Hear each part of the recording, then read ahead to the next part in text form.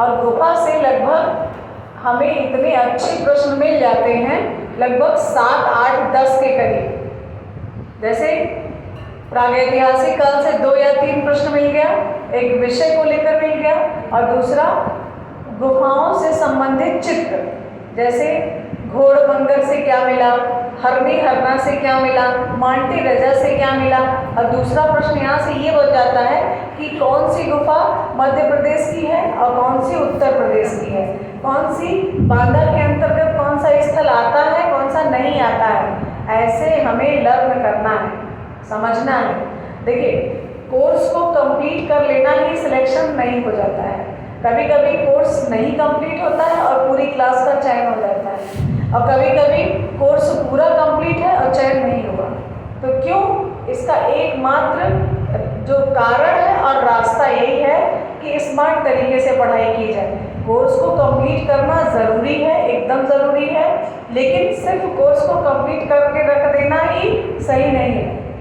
अब हमने प्रागैतिहासिक काल पढ़ लिया, सैंधव सभ्यता पढ़ लिया और ऐतिहासिक काल की गुफाएं पढ़ ली।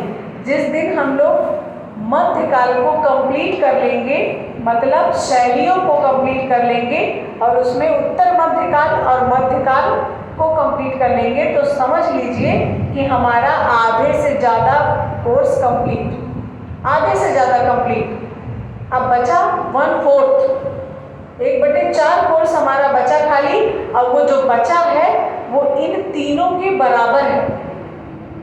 वो जो बचा है कोर्स 10 दिन का, 20 दिन का, 25 दिन का, वो इन तीनों के बराबर है। तीनों के बराबर सेंस में पूरी शैलियाँ, पूरी गुफाएं और पूरा प्रागैतिहासिक काल, सैंधव सभ्यता। क्योंकि यहाँ से आपको जितने प्रश्न इतने टॉपिक से मिलेंगे, उतने ही प्रश्न हमारे फंडामेंटल और चित्रकार वास्तुकला से मिलेंगे। तो 3 पोर्शन इधर रख लीजिए और 3 पोर्शन उधर रख लीजिए, आपका पेपर संतुलित बन जाएगा। और जिसमें हमारा जो बड़ा आएगा टॉपिक, वो पहले वाले पूर्व मध्यकाल, प्रागैतिहासिक काल, सैंधव सभ्यता, इन सब से ये बड़ा चैप्टर है, प्रश्न कम है।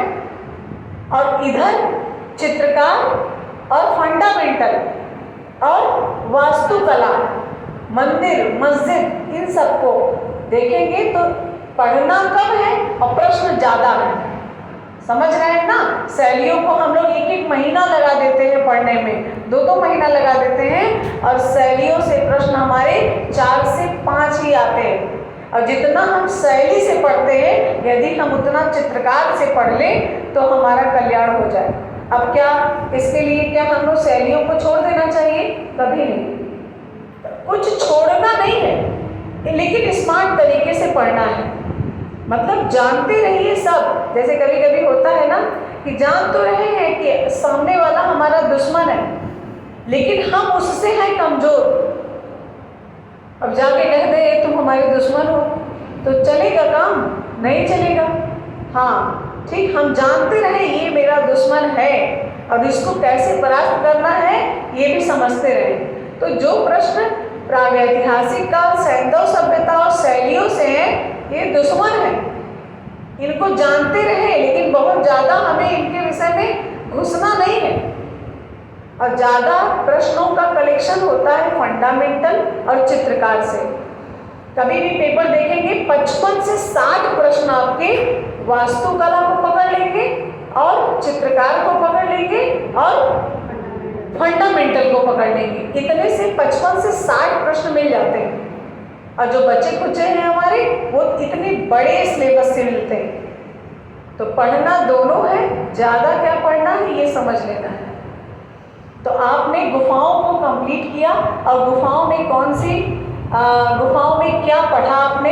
सब गुफाओं में आपने भित्ति चित्रकला पढ़ा, इसके साथ साथ मूर्तिकला पढ़ा और इसके साथ साथ वास्तुकला पढ़ा। 2 गुफाएं ज़्यादा महत्वपूर्ण थी वास्तुकला के लिए, एक आपकी एलोरा थी और दूसरी लोमस ऋषि। लोमस ऋषि भी वास्तुकला के लिए ही जानी जाती है। और जो एक गुफा मेनली मूर्ति कला के लिए थी वो एलिफेंटा थी। 2018 में एलटी के पेपर में पूछ दिया कि कौन सी गुफा है जिसमें एक भी भित्ति चित्र नहीं प्राप्त होते हैं। एलिफेंटा, एक भी भित्ति चित्र नहीं प्राप्त होते हैं। ये गुफाएं कहाँ हैं? मुंबई में, और मूर्ति कला के लिए प्रसिद्ध है। अब हमारा बहुत जो बड़े में कला चल रही थी, अब वही चित्रकला छोटा रूप पकड़ लेगी। और छोटा रूप कहाँ से पकड़ रही है? मध्यकाल से। मध्यकाल से छोटा रूप में आ जा रही है, छोटे रूप में आ जा रही है। और वह छोटा रूप लघु में, पोथियों में दिखाई दे रहा है। वही छोटा रूप की शुरुआत हो कहाँ से रही है? पाल शैली से हो रही है। पाल शासकों ने इस कला को संरक्षण प्रदान किया, और यहाँ का जो विषय रहा पाल शासकों का, वह बौद्ध धर्म रहा। इसके पीछे का कारण यही है कि आपने जितनी गुफाएं पढ़ी, लगभग गुफाएं 90% गुफाएं बौद्ध धर्म से संबंधित थी। चाहे वो बराबर की गुफा रही हो, चाहे वो नागार्जुनी रही हो, चाहे वो आपकी अजंता रही हो, सिगिरिया रही हो, यहाँ तक कि एलोरा रही हो, ये भी बौद्ध धर्म से भी संबंधित है। तो ज़्यादातर गुफाएं आपने बौद्ध धर्म को देखा, और यही कला चली आई छोटे रूप में, लघु चित्रकला के रूप में चली आई। और इसका भी कहीं ना कहीं पहली बार बौद्ध धर्म ही विषय रहा। अब ये धर्म में कला चल रही है, कब से चल रही है प्रिया? ये धर्म में कला कब से चल रही है? किस गुफा से चल रही है? धर्म जोगीमारा से। स्पष्ट नहीं हुआ, लेकिन चल रही है जोगीमारा से ही। और मध्यकाल की कला भी पूरा के पूरा धर्म में ही लिप्त है। तो सभी कला का जन्म धर्म से ही हुआ और धर्म में ही खत्म हो गई। अब हम लोग आगे की क्लास में लघु चित्रकारी, लघु चित्रकला का मतलब छोटा रूप। अभी तक हम लोग बहुत बड़े रूप में चल रहे थे, भित्ति चित्रकला, जो कि बड़ा रूप था। कला का सबसे बड़ा रूप अगर किसी धरातल पर दिखाई देता है तो वह भित्ति ही है, सबसे बड़ा रूप। आप कैनवस पर इतना बड़ा रूप नहीं दिखा सकते, आप कागज पर इतना बड़ा। अब देखिए, अपवाद छोड़ दीजिए, कई कई चित्रकार हैं हजारों मीटर लंबे कपड़े पर बना डालते हैं, ये अलग मैटर है। लेकिन जो वास्तविकता है वो यही है कि भित्ति चित्रकला का धरातल कलाओं में सभी धरातलों से सबसे बड़ा माना जाता है। आप एक साथ सारी चीजों को देख सकते हैं, कागज पर बनाया हुआ चीज एक साथ नहीं देख सकते हैं। अभी इस कमरे में वहां पर कोने में खड़े हो और जितनी इधर कलाएं बनी होंगी सब आप देख लेंगे और एक साथ सब बना के लेंगे। जैसे भगवान बुद्ध का जन्म से लेकर मृत्यु तक 547 जातक कथाएं एक ही गुफा में चित्रित कर दी गई। कहाँ? अजंता में।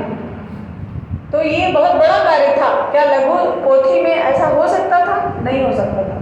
वहां तो इतने छोटे छोटे चित्र बने, 1 इंच 2 इंच इस तरीके से बनाए गए। तो जब इंचों में कला आ गई, अभी तक सेंटीमीटर फुट में चल रही थी, मीटर में चल रही थी, सेंटीमीटर नहीं मीटर में चल रही थी, बड़े बड़े धरातल पर चल रही थी, और वो कला कहाँ आ गई? इंच में आ गई। और जब इंच में आएगी तो आपको समझ में आएगा कि भाई कहीं हम बिंदी दिखाएंगे, कहीं नहीं दिखाएंगे, क्या करें, इतने में है बनाना, इतने में ही तो बनाना है। तो कला का रूप यहाँ पर बिगड़ गया, सुंदरता नष्ट हो गई। तो क्या पूरी की पूरी सुंदरता नष्ट हो गई? नहीं। अब जब चित्रकार इतने मैच्योर हो चुके थे, कला इतने चरम लेवल पर पहुंच चुकी थी, तो जाहिर सी बात है कि एकदम खत्म नहीं होगा, लेकिन खराब तो हो ही जाएगा। पाल शैली में दिखाई दिया जनता का बिगड़ा रूप, इसीलिए तो दिखाई दे दिया कि भाई वहां भगवान बुद्ध को खूब सुंदर सा बड़ा सा बनाया गया, और यहाँ पर भगवान बुद्ध को इतने में बनाना है। तो इतने में बनाने का मतलब है कि फिर भाई आपको सीमित रहना पड़ेगा। और यही कारण है कि कला का निजत्व जो था वो खो गया मध्यकाल में ही। तो लघु चित्रकला शुरू करेंगे और कल से शुरू करेंगे। और आज हम परसों वाला पेपर, परसों वाला मतलब सैटरडे का पेपर सॉल्व करेंगे। लाइक सैटरडे का पेपर दीजिए, उसको सॉल्व कर लिया जाए।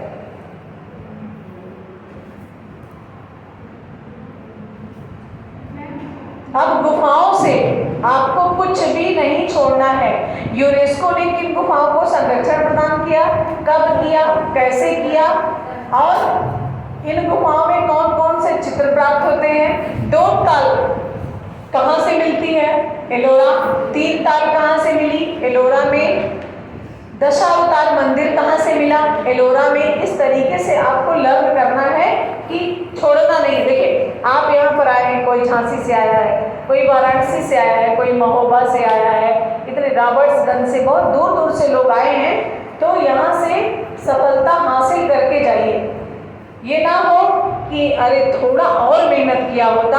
देखो अभी क्या होता है, जैसे 3-4 प्रश्न हर वर्ष F कर दिए जाते हैं।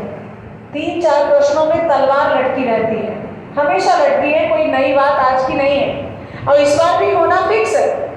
हाँ, हो सकता है कि पहली परीक्षाओं में 4-5 प्रश्न हुए, अब परीक्षाओं में 1-2, क्योंकि अब लोग बहुत जागरूक हो गए, बहुत जानकार हो गए, तो ऐसा हो सकता है। लेकिन होना तय है। क्यों? क्योंकि कभी कभी प्रश्न हम अपने दिमाग से बनाते हैं, और जब दिमाग से बनाया हुआ प्रश्न है तो उसका दिमाग से हमारा ही उत्तर सही होगा, सबका नहीं सही हो सकता है। तो ऐसे प्रश्न आएंगे, तो इन प्रश्नों से आप ऊपर उठिएगा। ऐसा ना हो कि जो F हो रहा है वही हमारा प्रश्न जा रहा है और उसी में हमारी जान है। क्योंकि ऐसा अगर हो गया तो ये जान लीजिएगा, न जी पाओगे न मर पाओगे। क्योंकि 2 प्रश्न है और 2 से ही हमारा चयन हो रहा है। अब ईश्वर से मना रहे भगवान दोनों प्रश्न F ना होने पाए। अब पता नहीं सुनेंगे कि नहीं सुनेंगे, या वो सुन भी लिए तो आयोग ने गड़बड़ कर दिया। तो ये ना रह जाए मन में कि हाँ ये हमारा प्रश्न जा रहा है। 125 क्वेश्चन इस बार आने हैं। 125 में पूरा आपका सिलेबस आना है। कोई ये नहीं है कि फर्स्ट पेपर आएगा, मैथ पूछ लिया जाएगा, इंग्लिश पूछ लिया जाएगा, माइनस मार्किंग हो जाएगी, ऐसा कुछ भी नहीं है। और सबसे सिंपल, सबसे सरल और सबसे बड़ी परीक्षा यही है, पीजीटी और पीजीटी। सबसे बड़ी का मतलब मैंने इसलिए कहा कि सैलरी के रूप को देखते हुए सबसे बेहतरीन नौकरी इंटर कॉलेज की है। और क्या हम कहें कि प्रोफेसर की नहीं है, है, उससे भी बड़ी है। लेकिन प्रोफेसर में सिलेबस डबल हो गया। डबल कैसे हो गया? एक हमारा अपना सिलेबस और दूसरा जीएस। तो जहां जीएस आ गया तो जीएस का मतलब ही हो गया पूरे विश्व का अध्ययन, तो वो तिगुना चौगुना हो गया। और यहाँ पे क्या करना है, एक तो कला को अच्छे से समझ लेना है, पढ़ लेना है, उतने में हो गया। ये जो मध्यकाल है, एक पूर्व मध्यकाल है और एक उत्तर मध्यकाल, इसको 2 भागों में बांटा गया, एक पूर्व मध्यकाल, एक उत्तर मध्यकाल। पूर्व मध्यकाल किसे कहेंगे? जितनी गुफाएं हैं सब एकदम। रुक जाइए, अब बता रहे हैं ना, जितनी गुफाएं हैं सब पूर्व मध्यकाल के अंतर्गत आ गई। ठीक। समय मध्यकाल का शुरू कब से हो रहा है? पाल शैली कब से शुरू हो रही है? 8वीं शताब्दी से शुरू हो रही है ना। 8वीं शताब्दी से मध्यकाल शुरू हो रहा है ना। अब पूर्व मध्यकाल किसे कहा गया? गुफाएं नहीं, उसका डेफिनेशन कर दीजिए। पूर्व मध्यकाल, मध्यकाल के पहले वाले काल को पूर्व मध्यकाल कहेंगे। पूर्व मध्यकाल में आपने पढ़ा क्या है? प्रागैतिहासिक काल पढ़ा, सिंधु सभ्यता पढ़ा, ऐतिहासिक काल की गुफाएं पढ़ी। अब समय को देख लीजिए, 8वीं शताब्दी से यहाँ पर आ रहा है। और क्या वो सभी गुफाएं 8वीं शताब्दी में है? नहीं है ना। तो बस उसी को समझ लीजिए। कहने का मतलब 8वीं शताब्दी के अंदर जो आ रही है वो पूर्व मध्यकाल में रख लीजिए। 8वीं शताब्दी के बाद जो गुफाएं आ रही है 1100-1200 में बन रही है, वो मध्यकाल के अंतर्गत रख लीजिए या उत्तर मध्यकाल के अंतर्गत रख लीजिए। बात समझ में आ रही है? सभी गुफाएं पूर्व मध्यकाल के अंतर्गत नहीं आएंगी। भांजा, नासिक, कन्हेरी, ये सब पूर्व मध्यकाल के अंतर्गत नहीं आएंगी।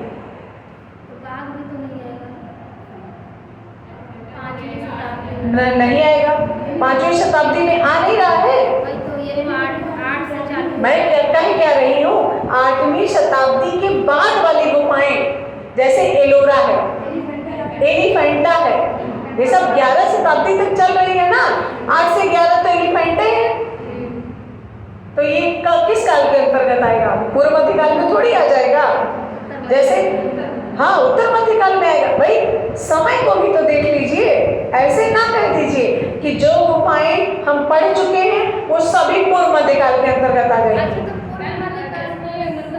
पूर्व मध्यकाल में मतलब कि जैसे एक से मतलब साथ में आएंगे पूर्व बोलेंगे, बिल्कुल ऐसे दिमाग में बैठा लीजिए कि 1 से 7 के अंतर्गत जो है वो पूर्व मध्यकाल है। अब 8वीं शताब्दी से मध्यकाल, समझ रही है? पूर्व का मतलब कोई काल नहीं है, पूर्व का मतलब एक पहले वाला हिसाब है। समझ रही है? जो है पूर्व है। पहले आप ये समझिए पूर्व है क्या? पूर्व कोई काल नहीं है, उत्तर कोई काल नहीं है, मध्यकाल एक काल है, आधुनिक काल एक काल है। अब हम कह दें कि आधुनिक काल के पूर्व काल को क्या कहते हैं, अब क्या होगा? मध्यकाल होगा।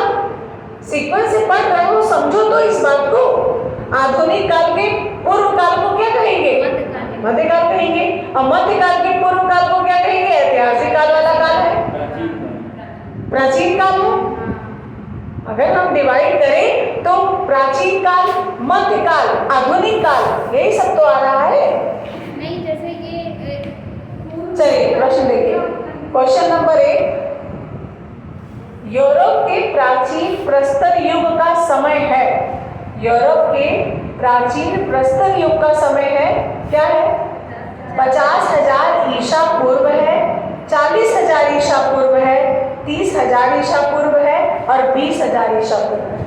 तो 50,000 ईसा पूर्व की जो प्रमाण मिले प्रागैतिहासिक काल से, वो कहाँ से मिले? यूरोप से मिले। पूरे विश्व की प्रागैतिहासिक काल को यहाँ पर समाहित कर दिया। अब भारत का जब पूछे तो 30,000 ईसा पूर्व से, जब पूरा प्रागैतिहासिक काल का समय पूछ ले, ना भारत ना विश्व, तो 50,000 ईसा पूर्व। क्वेश्चन नंबर 2, यूरोप की प्रागैतिहासिक कला का लास्कोक्स क्षेत्र है। लास्कोक्स क्या है? लास्को की गुफाओं को लास्कोक्स लिखा गया।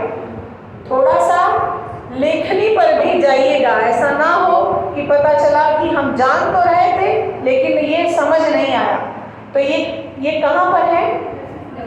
दक्षिणी फ्रांस में। और दक्षिणी फ्रांस और उत्तरी स्पेन दोनों को मिलाकर क्या कहा गया? फ्रांको कैंटेब्रियन क्षेत्र। और फ्रांको कैंटेब्रियन क्षेत्र का संबंध किससे कहा गया? प्रागैतिहासिक काल से कहा गया। और ये कहाँ के प्रागैतिहासिक काल से कहा गया? 50,000 वाले, यानी यूरोप के। क्या हमारे यहाँ ये नहीं कहा जा सकता है?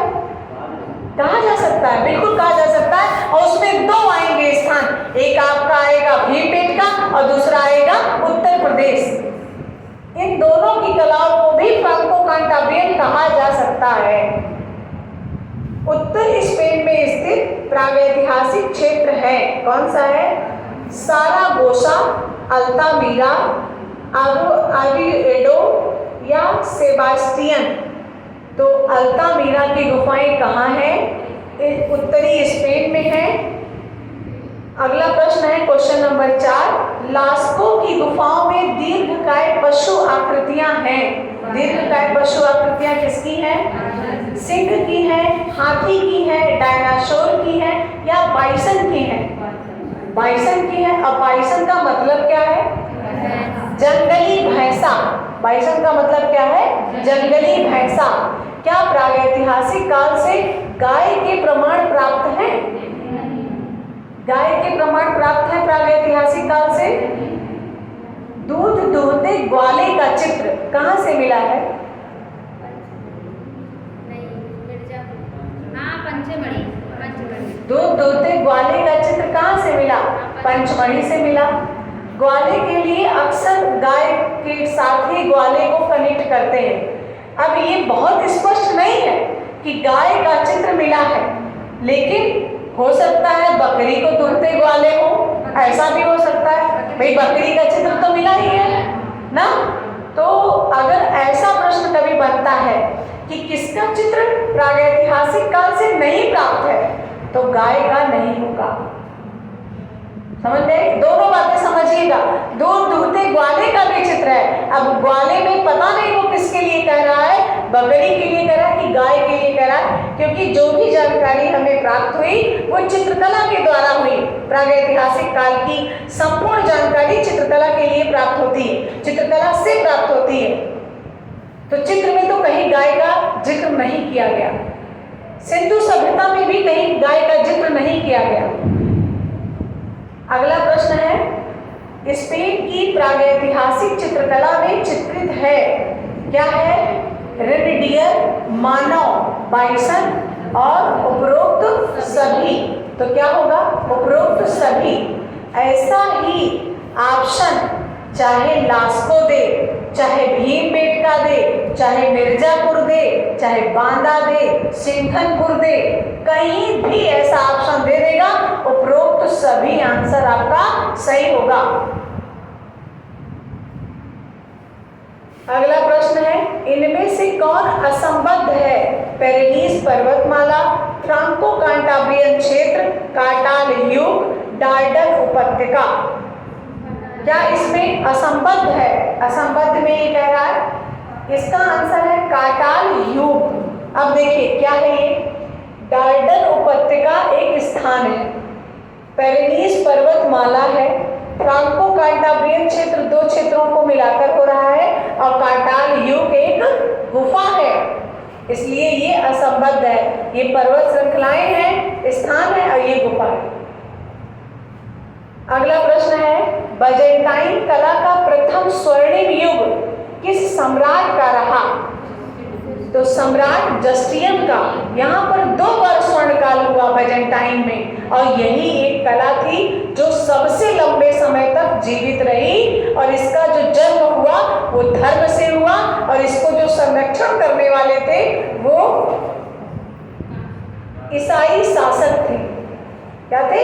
ईसाई शासक थे। और धर्म से कैसे हुआ? एक दिन मैंने इसको समझाया था। तो कैसे धर्म से हुआ है? धार्मिक स्थलों में पनपी, और धार्मिक स्थलों में चर्चों में, ये चर्चों की कला है। बाजेंटाइन कला हो, चाहे गोथिक कला हो, चाहे रोमनस को, ये सब चर्चों की कला है, ईसाई धर्म से संबंधित ये सब कलाएं हैं। तो सम्राट जस्टियन का जो समय था वह स्वर्णकाल कहलाया। कहाँ पर? बाजेंटाइन में। ऐसा एक प्रश्न आ सकता है कि बाजेंटाइन का संबंध किस धर्म से रहा है? ईसाई धर्म से रहा है। गोथिक का संबंध किस धर्म से रहा है? ईसाई धर्म से रहा है। अगला प्रश्न है क्वेश्चन नंबर 8। फिर देखिए 7 को भी पूछा बाजेंटाइन से, 8 को भी पूछ लिया। बाजेंटाइन कला का सर्वश्रेष्ठ उदाहरण पाया जाता है किस चर्च में? सबसे ज्यादा उदाहरण पाया जाता है, सर्वश्रेष्ठ सबसे सुंदर किसमें बना? सान मिताले गिरजाघर में। अब ऐसे मन में इसको दिमाग में बैठा सकते हैं कि सबसे सुंदर था इसीलिए सान आ गई, सबसे सुंदर था इसीलिए सान आ गई। और जन्म किस उसमें हुआ? चर्च में हुआ।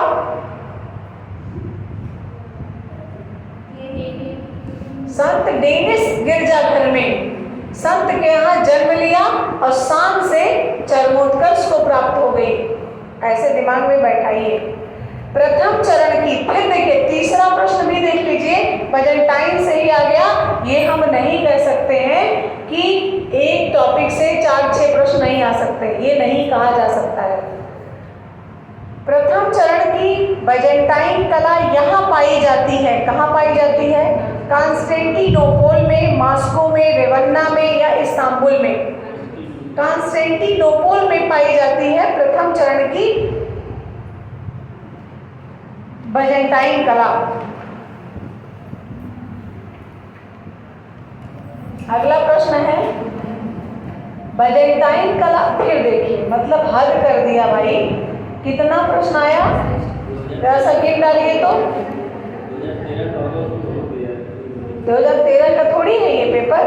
1 2 3 4 5 6 माय गॉड 7 2002 प्रवक्ता 7 प्रश्न आपके बाजेंटाइन कला से। लेकिन ये प्रवक्ता का पेपर है ना कि टीजीटी का, इसलिए आएगा तो बाजेंटाइन कला, लेकिन 7 या 8 प्रश्नों में नहीं आएगा। जैसे नानी के घर जाते हैं जब, तो पूरा खानदान जाता है ना, जाता है कि नहीं, पति भी जाएंगे, बच्चे भी जाएंगे, मौसी नानी सब आपस में वहाँ मिल जाएंगे ना। लेकिन जब जिठानी के मायके गए तो पूरा खानदान जाएगा? नहीं जाएगा, क्योंकि वो अपना स्थान नहीं है। तो जो अपना स्थान नहीं है उसमें 2-1 प्रश्न, और जो अपना स्थान है मतलब अपना सिलेबस है, वहाँ से तो भरमार दे देगा। और टीजीटी कला के लिए, टीजीटी के लिए हमें बहुत ज़्यादा यूरोप में नहीं घुसना है, लेकिन प्रवक्ता के लिए यूरोप का पढ़ना बहुत ज़रूरी है। इस बार प्रवक्ता के पेपर में यूरोपीय कला कम, इंडियन आर्ट ज़्यादा, ये जान लीजिए। क्योंकि अभी 21 का जो पेपर हुआ उसमें यूरोपीय कला की भरमार और इंडियन आर्ट कम। तो इस तरीके से इसको भी समझना होगा कि पेपर कहाँ से आ सकता है, और ये तभी समझ पाएंगे जब अच्छे से एनालिसिस करेंगे पेपरों का। तब बाइजेंटाइन कला का समय पूछ लिया क्या है, 2वीं से 10वीं, 13वीं, 3री से 14वीं, 4थी शताब्दी से 15वीं, या 5वीं से 16वीं शताब्दी। तो इसका जो एग्जैक्ट समय है वो 4थी से 16वीं या 15वीं तक ना, एग्जैक्ट। अब 4थी दिया है तो 4थी से 15वीं लगा दिया। हाँ बताइए। ओहो, 10वां छोड़ गया। अच्छा, बाइजेंटाइन कला की श्रेष्ठ दूसरी बड़ी इमारत है